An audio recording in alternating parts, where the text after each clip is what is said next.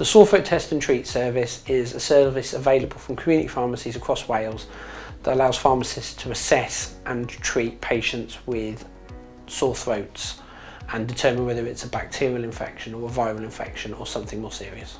This service is not only more accessible in the fact that you don't need to see a doctor. Most pharmacies run this service as a walk-in service. You call in, you wait to be seen, but the pharmacist will do it there. They then assess you, so they look in your throat, check your symptoms, obviously check for fever and things like that. Obviously, if it looks like a more serious condition, they'll then refer you on.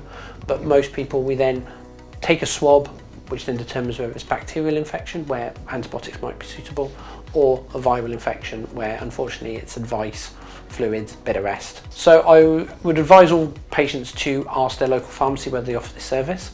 If they don't, that pharmacy will be able to advise on which pharmacies in the area do. But the NHS 111 website has data on which pharmacies do provide the service. But I'd always recommend, before turning up, giving the pharmacy a ring, just to make sure that they're doing the service. The patients that aren't available for this service, we can't treat patients who they deem as complex. So if you've got a very complex medical history, we generally advise those patients to go to the doctors.